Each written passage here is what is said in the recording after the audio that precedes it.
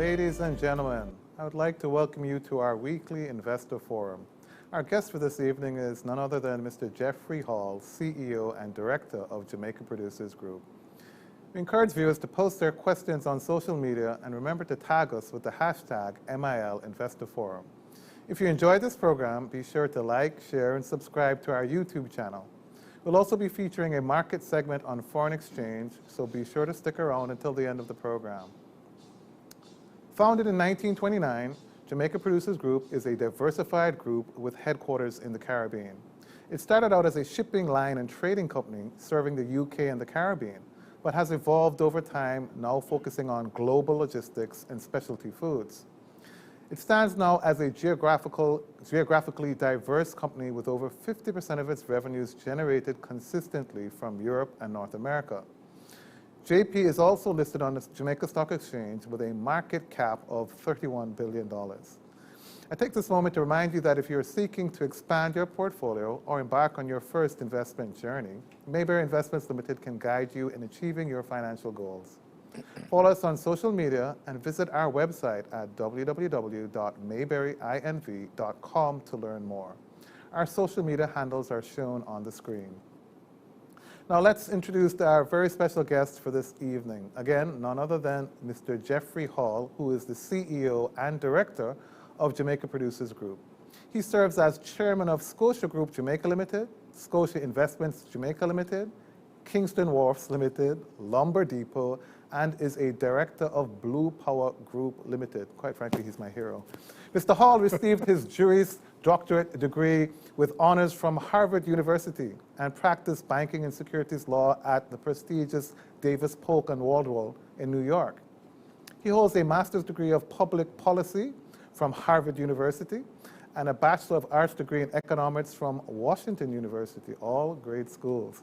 Mr. Hall has served as a director for the Bank of Jamaica, the Jamaica Stock Exchange, JAMPRO, the National Housing Trust, and the Institute of Jamaica. Today, he will be giving us an investor update on Jamaica Producers Group. Welcome, Jeffrey. Great to have you here. Thanks, Dan. Good to be here. Online, I'd also like to welcome our CEO, Gary Parrott. Welcome, Gary. And I'd like to welcome our chairman, Christopher Berry. Welcome, Chris. And other than that, I'd like to hand it over to our esteemed guest today, Jeffrey, to give us a walkthrough on Jamaica Producers. Sure, Dan. Thanks for inviting me.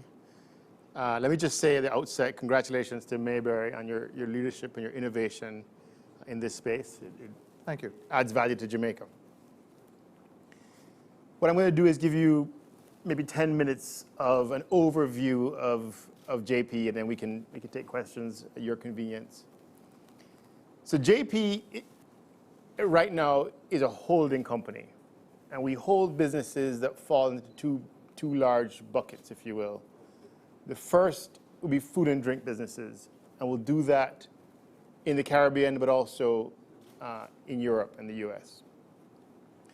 And the second category of activity in which we hold businesses is in logistics and infrastructure. And again, we have businesses in the Caribbean and in Europe. We've been doing this for 90 years. I'm going to share a little bit about the segments as we go forward. And you said 90 years. 90. Yes, sir. Not 19. So just let me give you some dimensions. In terms of revenues, we're around about 21 billion J. Shareholders' equity, around about 16 billion. And that number grew by about 17% year on year. If you look at a CAGR, or compound annual growth rate over the last 10 years, just under 15%, and that's a number that we target within the business. Impressive.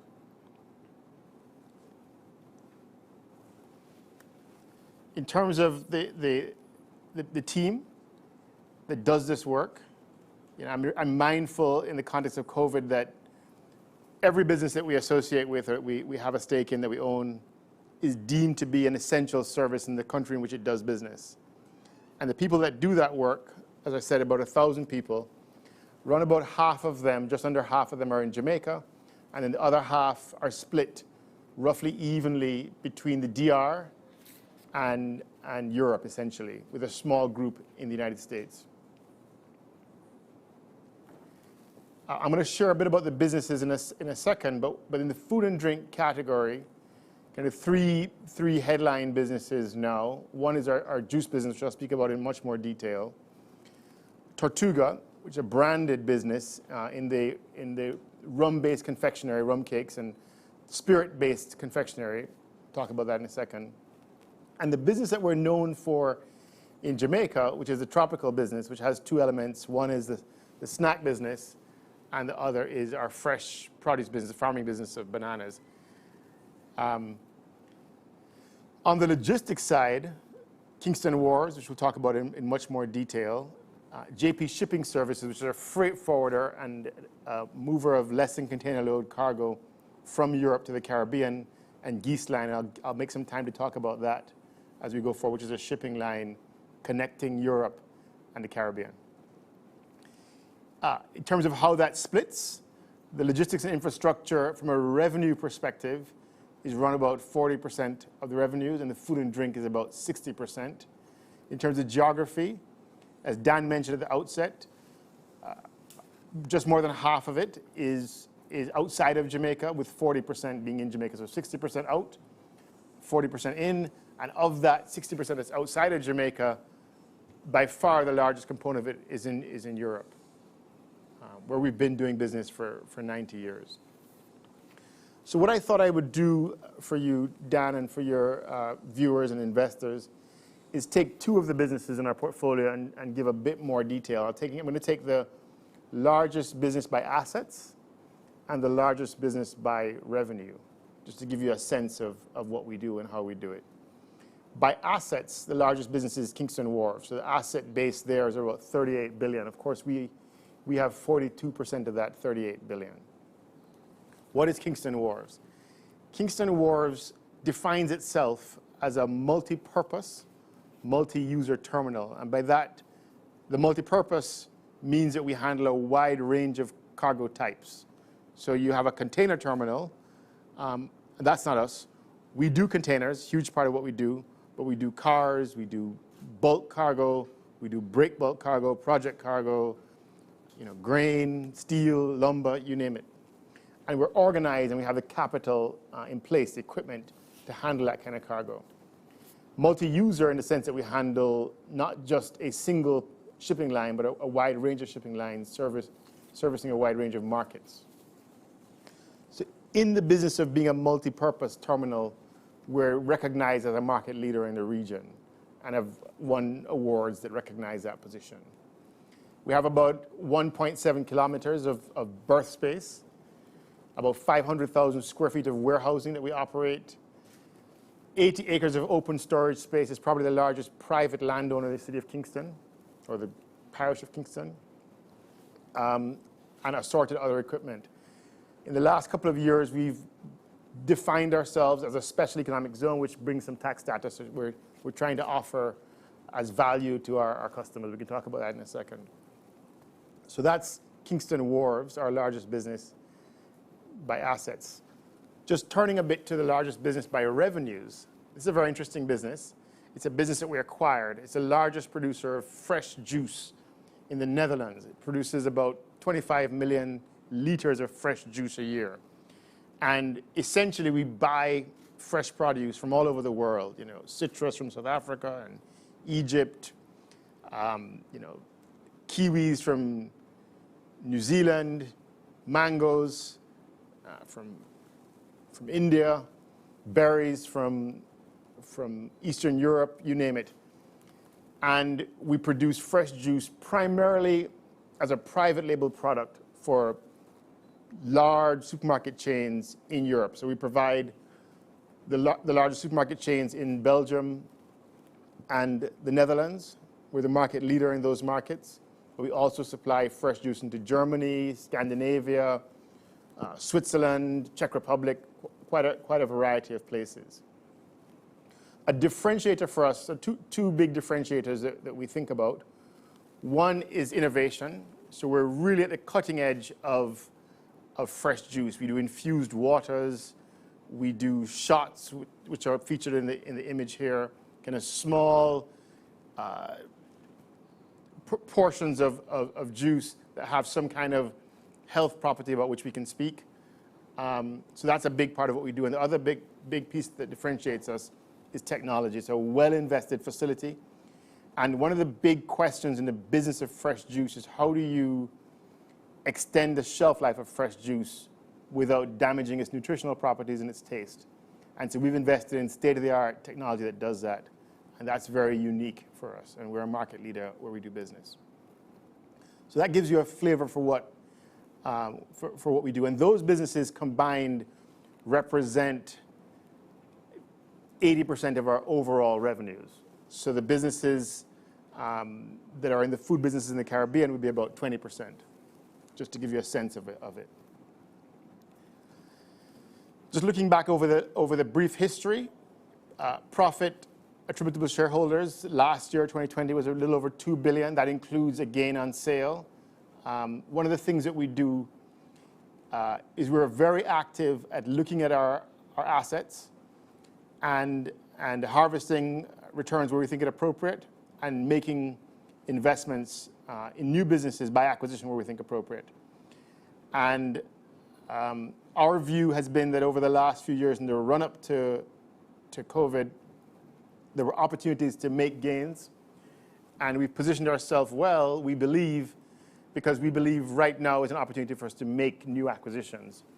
And so we've organized our balance sheet to do this, and I've mentioned here that we have just under $10 billion in cash and short-term investments. So that's the power that we plan to deploy in the current environment in a wide range of deals. And we can talk about where we see opportunities if that's of interest to you.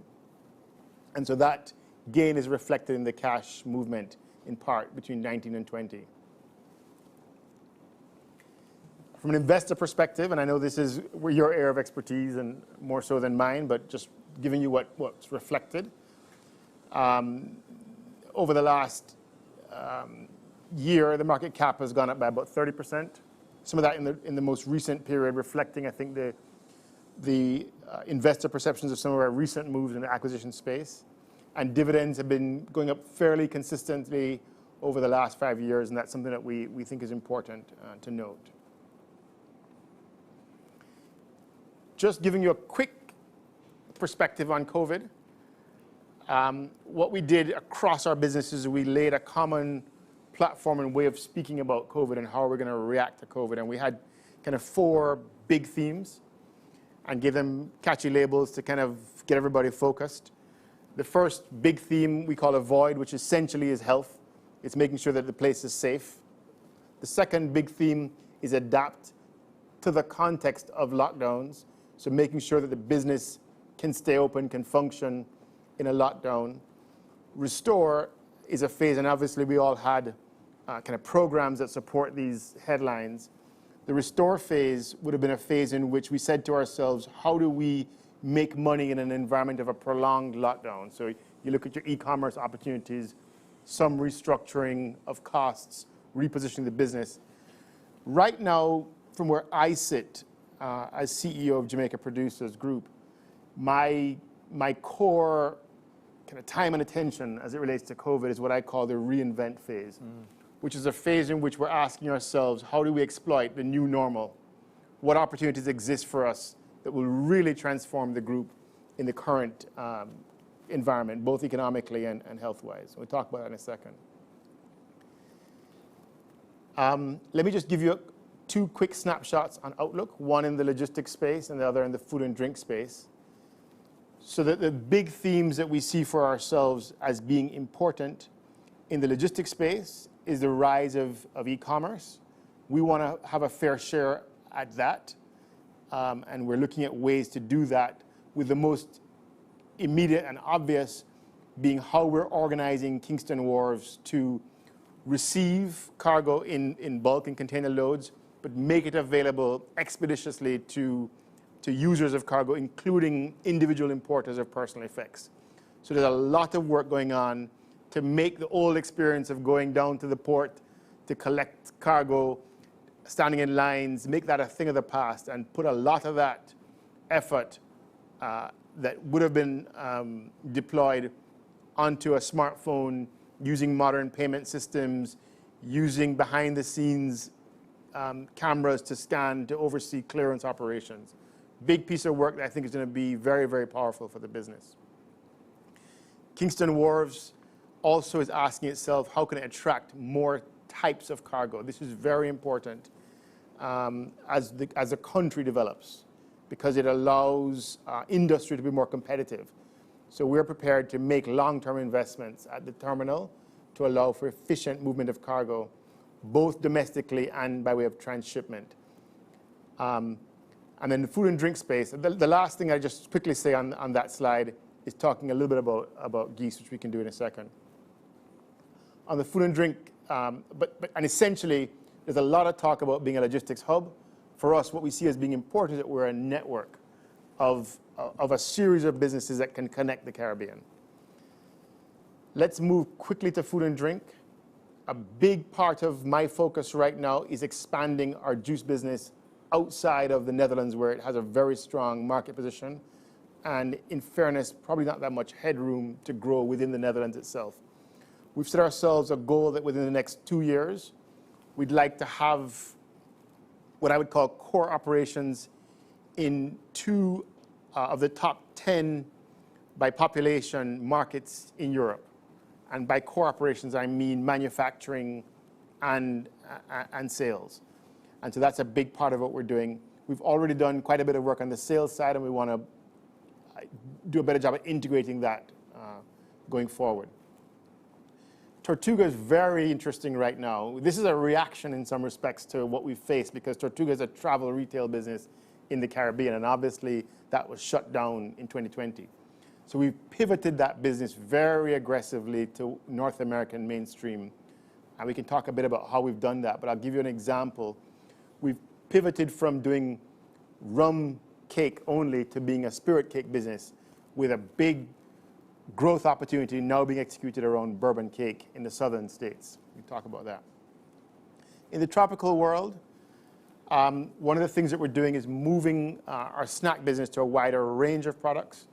We have quite an interesting business. There's about 70 containers a year of tostones, which are pressed breadfruit, but you can do it for a plant and other products into the US market. And so we're specialists in tropical produce, in adding value to it. And so we're asking ourselves, what other product categories can we exploit? Banana bread being one that we've done in the baked category in Jamaica. And obviously we're growing our fresh business.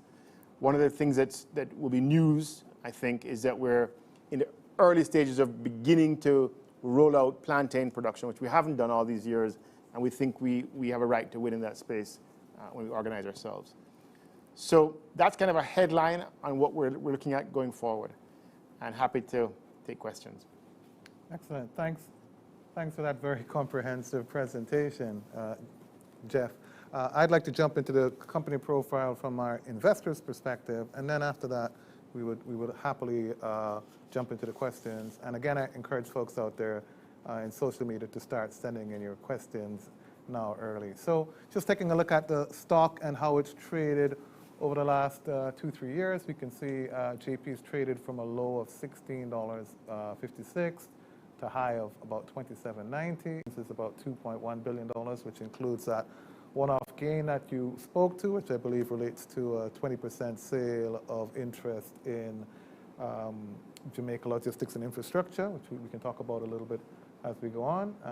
Stock trading with a 14.4 times PE ratio, which is relatively low in a market with a main average of 17.5 times. I guess the question is, can you repeat this level of earnings, given that it did have a one-off gain of about $1.6 billion? On the next slide, again, we like how you've grown the shareholders' equity. As you mentioned, you've grown that by 17% from 13.8 to $16.3 billion. Again, the company has $21 billion in revenues, which were relatively flat in the last year, and no surprises there, I guess, because of COVID. There's no doubt that both segments would have been impacted, both on the logistical side, and we'll talk a little bit about that, as well as on the food and drink side. But we like the business. Again, just going to be very curious. can you do it again next year? Because this $1.8 billion gain was pretty huge, and we kind of view that as one-off. But other than that, you noted it, the company has $40 billion in assets. Again, pretty impressive with about $10 billion in cash. So we will absolutely want to be talking about what you're going to do with all of that money, Jeff. I want to talk about that as we go on. And interestingly, so, at its current market cap of $31 billion, this makes it about the 15th largest company in Jamaica listed on the stock exchange. It's pretty huge. You're in the top 15 with an interest in KW, which is a top 10 company on the stock exchange with market cap closer to $60 billion. So it's an impressive group when you think about it. And on the last slide, it just sort of shows quarterly performance with a pop in that third quarter where they disposed of their interest in Sage, as I had mentioned before. So great company. We definitely like it. We look forward to the future. We're definitely interested in what you're going to do with all of that dry powder. We'll definitely be talking about that. I'd like to jump into the questions, but before I do, I want to give a special big out to your chairman of JP, Charlie Johnston, who I work with a lot. Hey, Charlie. And to the chairman of Sage Logistics that we referred to, Kim Clark. Hey, Kim. We love all of you guys. We think you're doing a great job. First question comes in, how has the pandemic affected JP Food and Drink Division and the JP Logistics Infrastructure Division? So how has it affected your two main divisions? Sure. So in both divisions, it's mixed. So at a headline level, the bigger revenue impact was in the logistics space, with the food business being just about flat. By and large, so in both businesses, there was an adverse impact that was in excess of the opportunities that we saw in the pandemic. In the logistics space, perhaps the most interesting or significant impact was in the cargo types that run through the terminal, Right. with capital imports being adversely affected. There's a category of cargo that we call project cargo. So there are people doing infrastructure projects, big kind of one-off projects, but they tend to happen over the course of the year. That was adversely impacted. Consumer goods were impacted, probably to the extent of the tourism impact. So that's something that I think would restore itself right after COVID. And then the auto business on the domestic side was impacted quite significantly, to the order of, I think, about 28%. So we do about just over 90% of the cars that come into the country, so we have a reasonable handle on that. On the upside, our freight forwarding business out of the UK into the Caribbean islands was actually up. Oh, nice. Kind of along the lines that you're seeing in the remittance space. Perhaps there's some kind of nostalgia that the diaspora has, or this desire to reconnect, to send something home. So that business was actually up. The transshipment business on the car side was also up, probably reflecting some stimulus in developed markets. And you guys transshipped about 25 countries? Yeah, 30 countries. 30 countries, Yeah. impressive. And so that had some upside there. On the food and drink side, I think this is a story that's pretty well known in the industry, which is that the headline supermarket business of consumer staples was up. But in our business, we have quite a few valuable food service contracts and hotel contracts. So for example, we supply the orange juice to KLM in the Netherlands, which is the airline there that services quite a big volume. We do very well-known quick serve restaurant chains in the Netherlands that had the pandemic impact.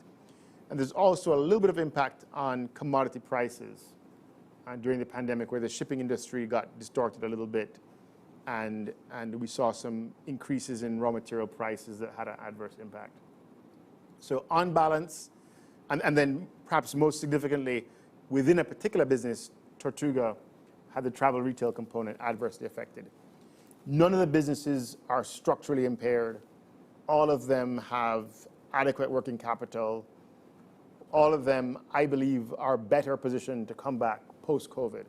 And so really for us, it's about kind of making sure that we manage our costs through the current environment. Yeah, makes sense. We talked about transshipment, and you are shipping cars or transshipping cars to 30 different countries. We talk about Jamaica being sort of a marine logistics hub or a logistics hub in general. What are your thoughts about the growth potential for you in that regard, whether it's Kingston Wharves or otherwise? Well, and for Jamaica to really grow as this marine logistics hub or logistics hub in general? we think the potential is significant. Jamaica, so this is kind of a national question rather than an investor question. Yes, yes. But from an investor perspective, we believe we're well positioned. We believe Kingston Wharves is well positioned to participate in the full potential of Jamaica as a logistics hub. And we believe as a group, we ought to be investing in other parts of the sector so we can create a network. As far as Jamaica goes, Jamaica has good potential. We are where we need to be geographically. Yeah. The issue for us is kind of twofold. One is we have to embrace a change in the systems and the bureaucracy that govern imports and exports to be best in class. And we have to resolve for ourselves that the transshipment economy is not going to be taxed in the same way or treated in the same way as the domestic economy. So we have to be very comfortable with all kinds of goods coming in and out of Jamaica as long as they're not classified as contraband. Right. So I'll give you an example quickly. I'll give you two examples, but so a big part of what we do is automotive transshipment. So if you're in that business, you want to hear that somebody wants to put 5,000 cars in Jamaica and then have a certain number go to Antigua, a certain number to Cayman, you pick your country in the region. And the cars should be here and available. Jamaica has a rule that says if you want to bring a car into Jamaica, you have to have a license before it leaves Japan, as an example. Whereas what you'd want to do if you're serious about being a logistics hub is you'd want to say, feel free to bring the car here.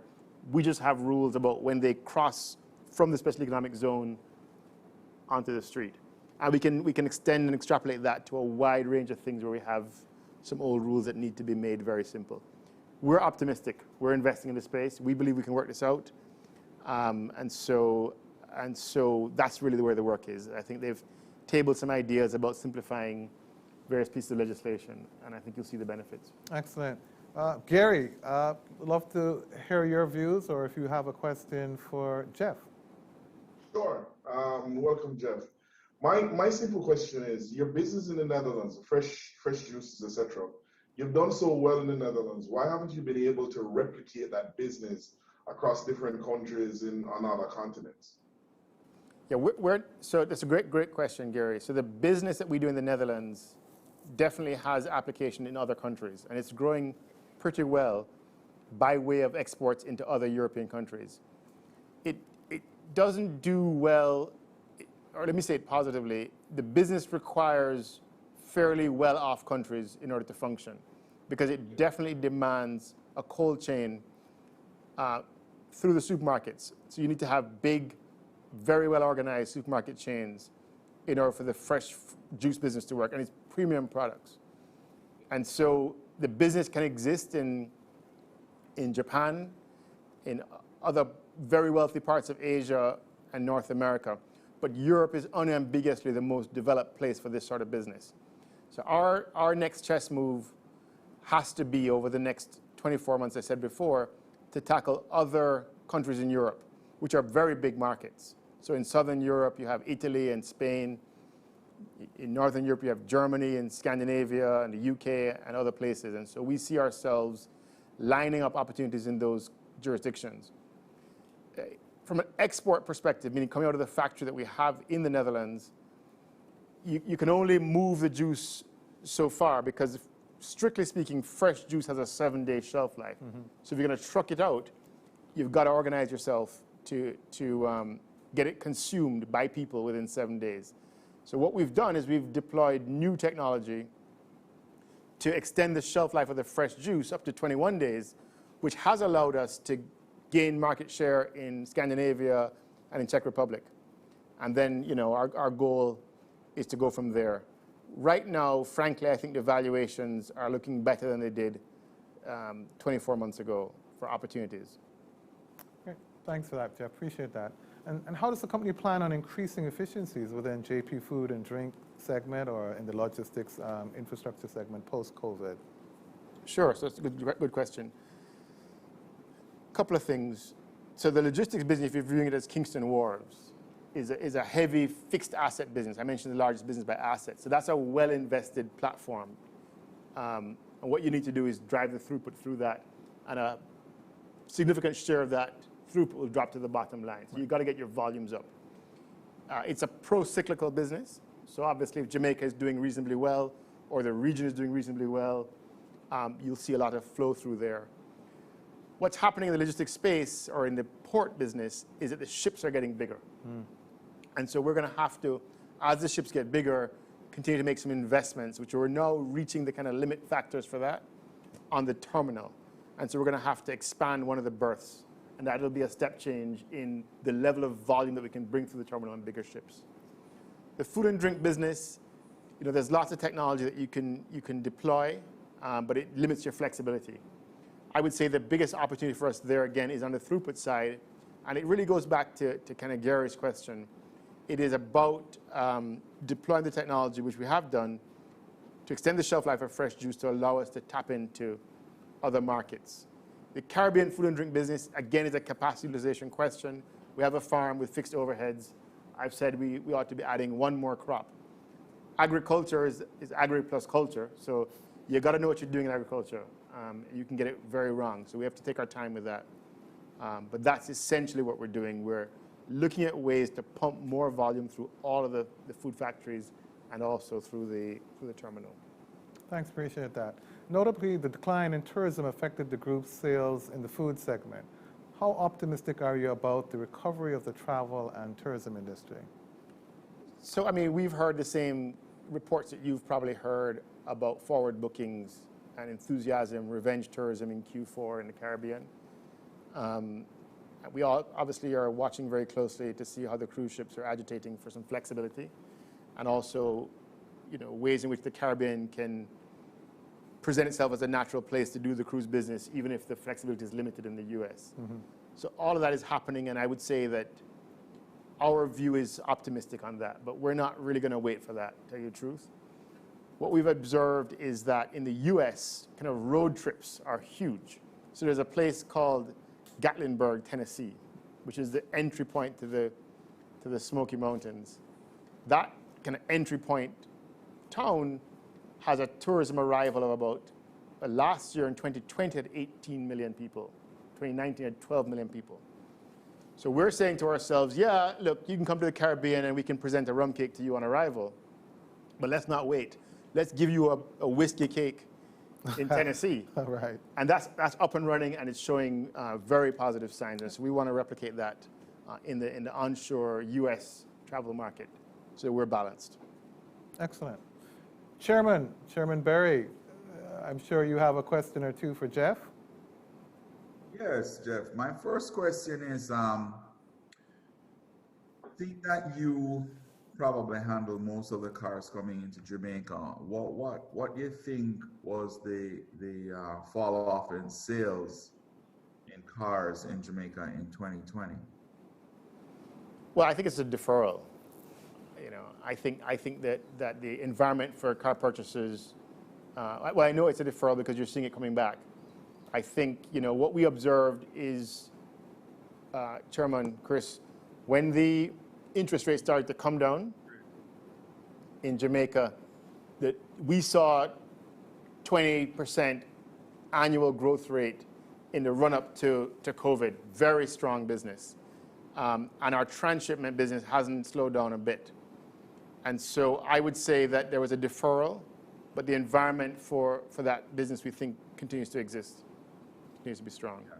So what I'm focusing on is not so much your business on the international side, but more what's happening in Jamaica on the takeoff for Jamaica. Did you see a fall off in the takeoff for the Jamaican market? And if so, what was the size of that? Yeah, it was in the 20s in 2020. Our view, and it's an informed view, because obviously we track this stuff, is that it's a deferral, meaning there's not a structural decision by Jamaicans to drive less. There's no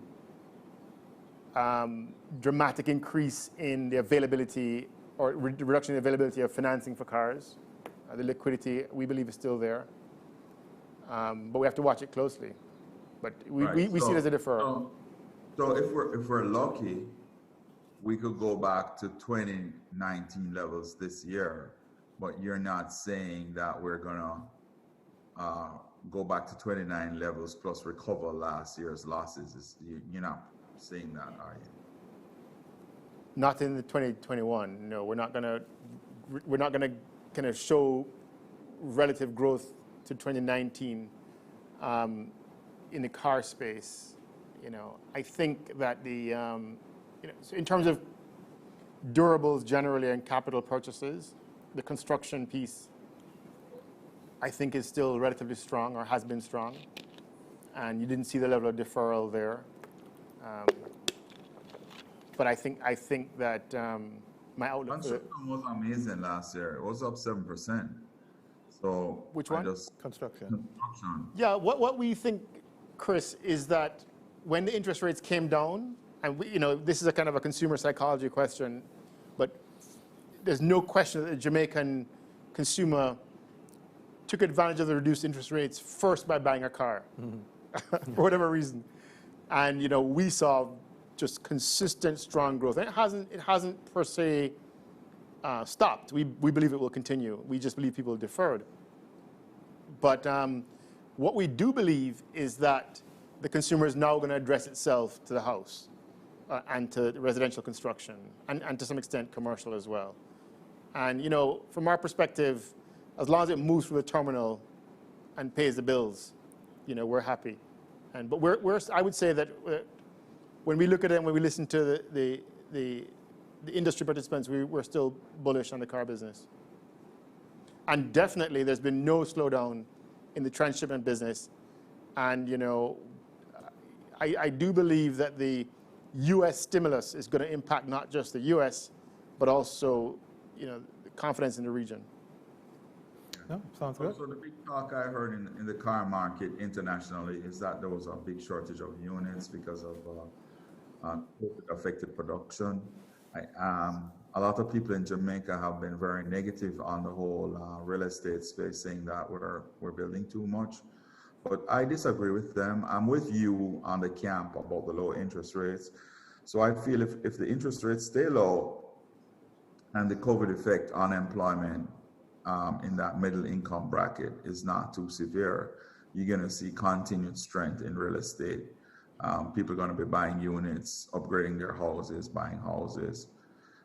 Certainly the capital class, as I like to call them, the people who have unlimited access to capital, they've been putting a lot of their surplus into real estate because interest rates are so low, and it's an asset class they understand.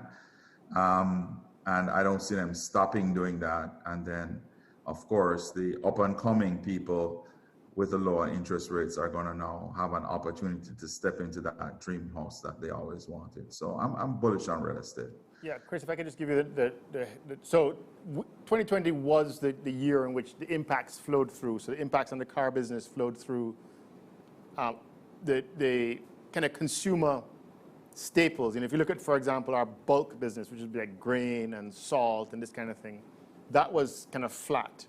We took the full impact of tourism, and we took the full impact of these durables being deferred.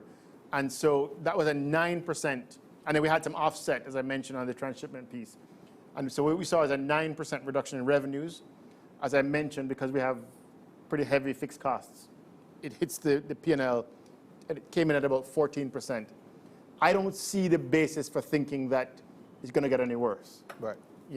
And if Jamaica starts to do some of that capital, Chris hopefully starts doing projects like infrastructure projects and capital projects, hotel construction, this kind of thing, I think you'll get the result you need on the Kingston Wharf side. Yeah, I have a follow-up question on the Jamaican snack foods.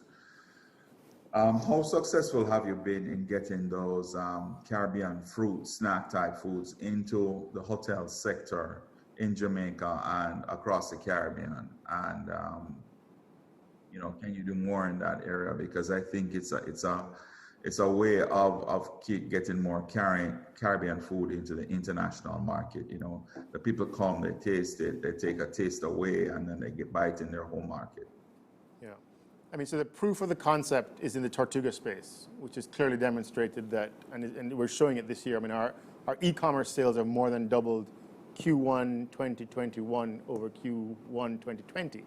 So and Q1 2020 is pre-COVID. So, and then as I mentioned, we're doing a wide range of things to address that market better. As far as the snack side, it's kind of we did the deal with Cinco in 2019. And then the idea obviously would be that 2020 we would have all the full weight of their infrastructure network, their distribution network supporting the business. The truth is that the snack business in Jamaica is a heavy commuter, convenience, school kid, bus stop business. And so, we haven't really seen the full uplift there yet through the P&L. And so hopefully once we get past COVID, we'll see that. As far as getting the US consumer to take note of the snacks and the full potential for that, as I mentioned, what we are seeing is the kind of ready-to-cook component doing very well in the US market with these tostones, which we can talk a bit about, are growing. And then we've had a pretty good run in both the US and the UK on the snack side, because that's take-home consumption, unlike in Jamaica where it's convenience and on the go. Right. So the snack sales in the UK, I think, are up 30% year on year. It's a relatively small base, and the US is up probably 20%ish into that market. So. Yeah, I was really focusing in on the banana and plantain, breadfruit snacks, because I know the Latins are eating the same types of foods, and there's a huge explosion in that whole area. When you go in the supermarket chains and you see the number and the variety of products in North America and around the world in that area, and especially there's so many Latins now in the US market and Canadian market, I'm just thinking that could be a really, really big thing for you guys. Yeah, I think that's right. I mean, right now it's a relatively small base in the US market, but I agree with you, the potential is there. Great, appreciate that. Next question for me. Besides seeking attractive investment opportunities, what are some of the strategic initiatives planned for this year, Jeff? Well, let me just quarrel with the question a little bit, Dan, because it's very important that the investors and everybody understand how JP makes its money. So we have strategic initiatives. I'm going to share them with you in as much detail as you want. But we are a holding company. Yep. And so we do make good money buying businesses at good. We're a value investor, and we've done this successfully for some time. So a big part of what we will be doing to make money is to buy businesses, and that's where we will concentrate and hold them, and then harvest them when appropriate, if necessary. So that's a big focus for management for this year, because we believe that that's the business we're in, and we believe that the prices are right. So we've got to do it. As far as kind of underpinning strategic moves with the businesses that we have, as I mentioned to you, in the case of Kingston Wharves, we're doing a lot of very good work to simplify the business of moving cargo across the terminal, so that a higher share of the business comes to us, that people trade more in a way that gives us a higher value. So in the old days, I won't belabor the point, but if you wanted to import something, you'd go to customs and get a stamp, and go to the import agent and get a stamp, and go to the shipping line, and then go to the terminal, and then get the truck man to come, and it's a full day of activity coming from the country to get your goods. The first chess move for Kingston Wharves was to say, okay, can we do all of those functions in a single physical space, namely our TLF center that we invested in. So you can go there and do all of that in a single physical space. The next chess move is to say, okay, can you do all of that in a single window? I.e., all of this involves money to some extent. Can you go to one window and give one person some money on one computer screen, and then they give customs some money, give the shipping line some money, give the port some money? And I'm simplifying it. The next chess move is to kind of say, okay, can all of this stuff happen on this screen on your phone? And you can pay that bill, and then a delivery can be made to you very easily. And when that happens, we believe that we'll be at the center of a kind of an e-commerce opportunity. The other strategic move, as I mentioned before, is broadening the cargo types. Now, what you have to do with the cargo type business, and by cargo types I mean, not just containers, cars, but adding other big commodities, is you have to be willing to make fairly long-term investments in specialized equipment. So we've got to do that. On the food side, it's around, as I mentioned before, extending our geographic reach into Europe is a big priority, and then adding these other processed foods, if you will, and I processed not meaning it's bad for you, but offering them into the U.S. market, and the Tostones is a good example of that. And then I believe there's a huge opportunity that we're now organizing on translating Tortuga from a Caribbean travel retail business to an onshore specialty food business in North America. Great, thanks for that. Appreciate that. And speaking of strategic moves, you recently acquired 50% interest in Geest Shipping Line. Could you give us some more insight into Geest Line operations and what that investment will bring to the group? Okay. So Geest Line is an old business. It's about 65 years old. And it started life kind of like us as a banana shipping business. So we acquired this business, a fairly substantial business by revenues. It's going to be booked as an associated company. So you have to look a bit harder to get some visibility on that. But it will probably do maybe 9 billion J this year. And we believe we got a very good price for it. And essentially it runs 5 ships. And the 5 ships move bananas east from this part of the world, specifically from Colombia and the Dominican Republic, and moves general cargo west. So you're talking about vehicles, consumer goods, barrels, you name it. And by west, I mean into the Eastern Caribbean. So when they were selling that business, they needed to find somebody who was willing to understand and could pay for and optimize moving bananas from this part of the world to Europe, and somebody who's equally comfortable bringing barrels and used trucks and everything that goes on a ship from Europe back to the Caribbean. Mm-hmm. There aren't many people who can do that. Right. And we partnered with probably the other natural person, and that person is the owner of the ships. And so we put a 50-50 JV together, and that's what we're doing. Okay, excellent. Sounds good. Sounds good. Anything from Gary? Gary, before we move into the social media questions? Just to step back a bit, I kind of got a contradiction, Jeffrey. You mentioned that your transshipment for motor vehicles still maintain its levels, but we saw a reduction in cars coming into Jamaica. How do you square that circle? I mean, I thought COVID impacted the use of motor vehicles right around the region. Right, so we do transshipment as far as Australia and New Zealand. And, so what we're finding is that the transshipment to tourism-dependent countries was affected in a way that it would not have been as affected to non-tourism dependent countries. And we defined a region, Gary, including Central America, Spanish language markets as well. So it's been a mixed bag. So we're moving a lot of, we're moving heavy equipment from US, Mexico into Pacific countries. So it's a diverse business, thankfully. Great, thanks for that. Oh, so when you refer to transshipments continuing to be very strong, You weren't just necessarily speaking about motor vehicles. No. The motor vehicle transshipment business, when I compare, the motor vehicle transshipment business is up. Yes. And it's up because it's diverse and because one of the things that we did actually, Gary, which moved the numbers a little bit in 2020, is there was a time in 2020 we made some money because vehicles were actually backing up. And so, I just wanted to define that a bit.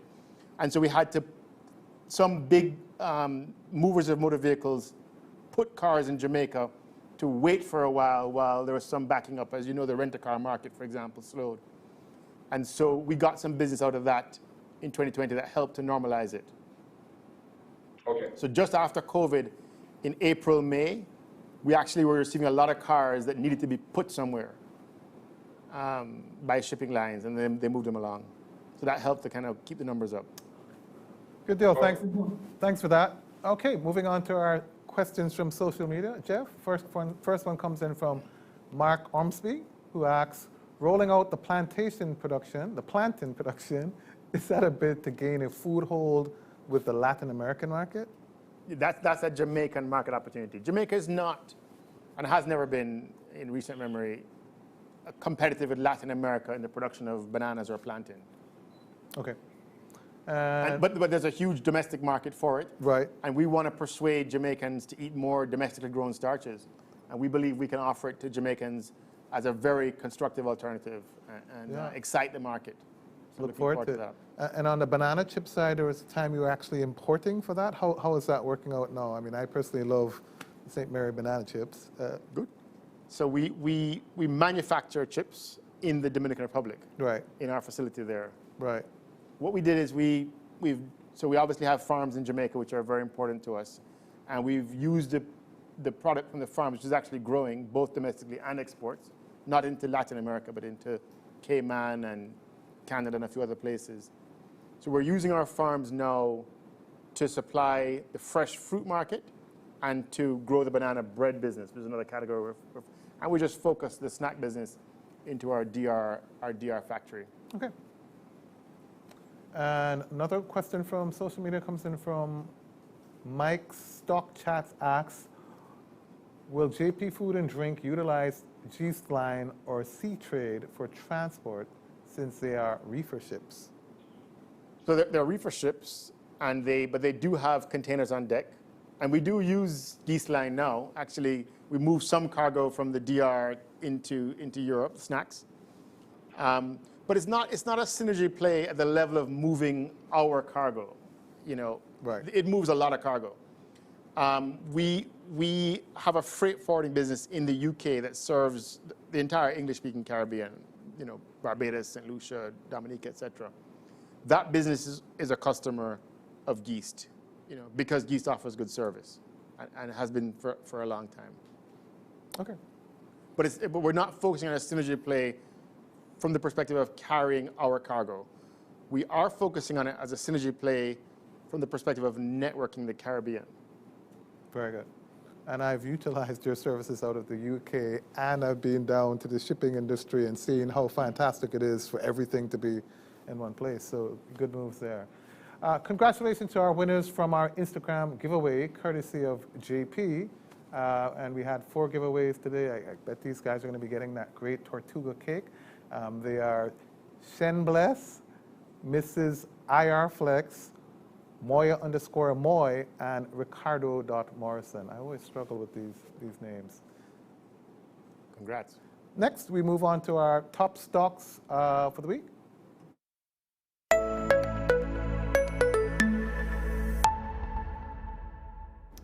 Great. And this week we're going to be looking at, I believe it is JMMB as my top stock pick. And this graph gives us a little look at how that stock price has moved again in the last 2 years, from a high of $47 down to a low of 28 at one point in time. Now it's at it was at $35, literally today closing at $32.69. That's a PE ratio of 9.24 times. in a market that has an average of about 17.5 times. So this stock could easily grow by 50% in my opinion.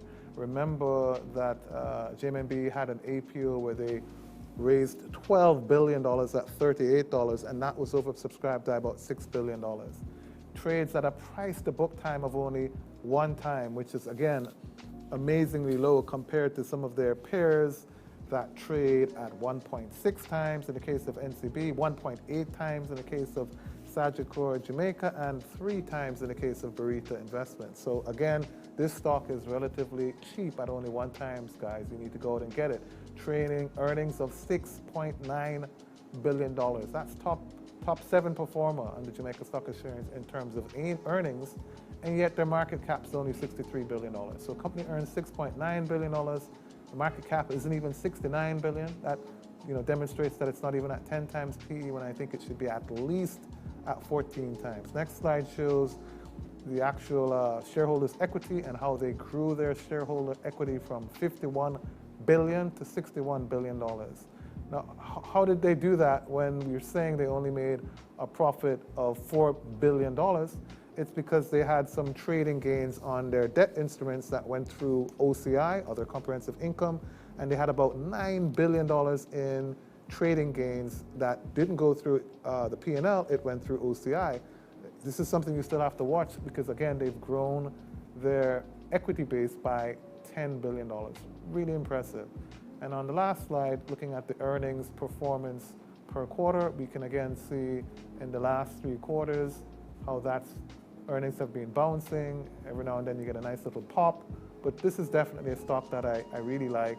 I think they're definitely going places. Love the management team, love the outlook of JMMB, and the numbers are telling me you guys need to go out there and buy some more JMMB. Any thoughts, Gary, on JMMB? Any thoughts, Chris, on JMMB? Yeah, sure. JMMB is I don't know what I could add to what you said, but the numbers don't lie. The numbers are very, very appealing. Looks like a big buy right now. I like it. Appreciate that. Thanks, Chris. And again, with a price to book of only one time, again, compared to its peers at 1.6 and 1.8 times, I really do think it's a great buy. Okay, moving on. We want to look at the top decliners and gainers as well, too. Here are the decliners, starting with PBF, down by 10%. Caribbean Assurance Brokers, down by 7.5%. Express Catering, down by 6.22%.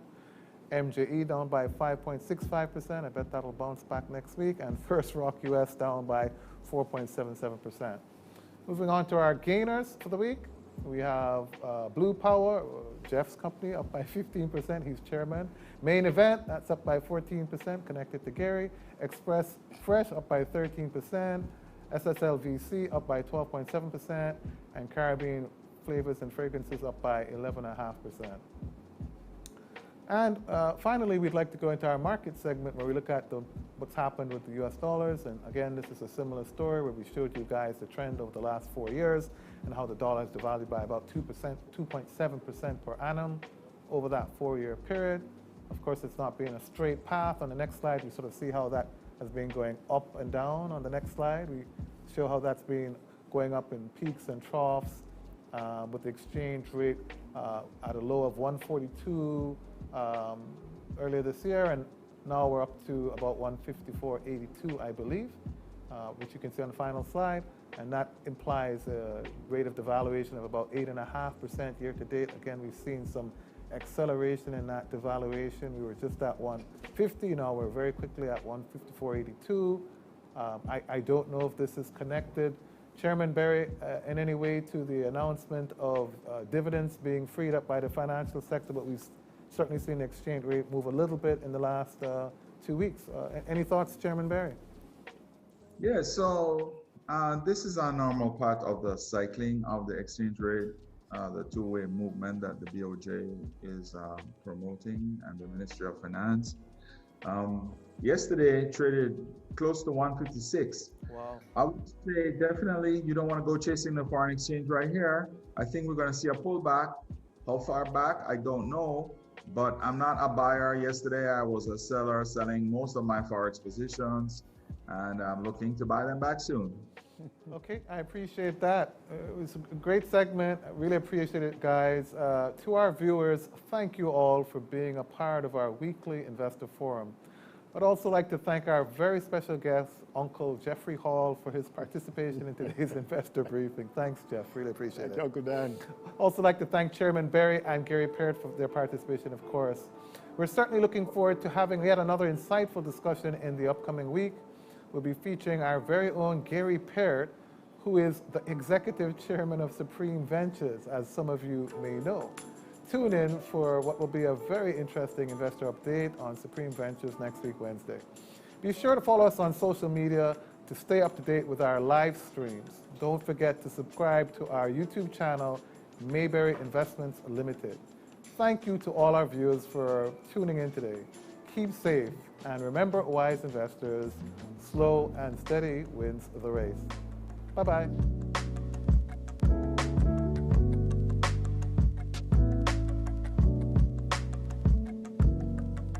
Kingston Wharves Limited. Professionalism, efficiency, and innovation. Delivering world-class service for over 70 years. Located at the center of maritime trade routes, Kingston Wharves provides strategic access to a global service network on an exceptional scale. Serving as the regional transshipment hub for Hogue Autoliners and providing services for leading car and truck carriers such as Ucor, K-Line, NYK, Mitsui, OSK, and Globus. Our decades of experience in port operations and logistics relay services has made Kingston Wharves world-class Ro-Ro solutions second to none. With increased on-dock storage capacity, more efficient operations, and secure parking facilities, currently some 3,000 motor units can be stored in our strategically located 12-acre car park. Our team of highly skilled professionals are prepared and waiting for your vessels to call. As soon as the vessels are berthed, motor units are reconciled with cargo manifest documents, while lashers, technicians, drivers, and coordinators work together to safely deliver the vehicles to the parking facilities under 500 meters away from vessel operations.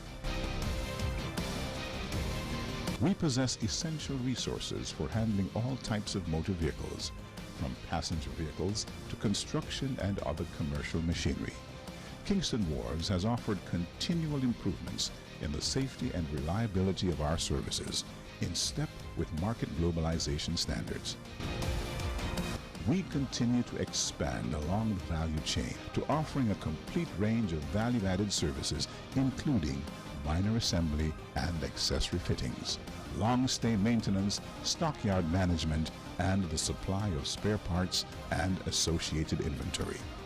But Caribbean's leading multi-purpose terminal is the best choice for managing your motor vehicle needs. We have opened the doors of opportunity to connect you with the Caribbean, Latin America, and the world. The premier multi-purpose, multi-user terminal in the Caribbean. Let us be your auto logistics partner. Kingston Wharves Limited. Professionalism, efficiency, and innovation. Oh yeah.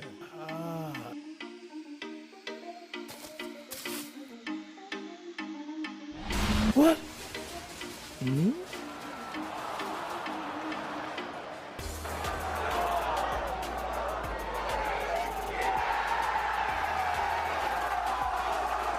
Be fresh, eat fresh. JP St. Mary's.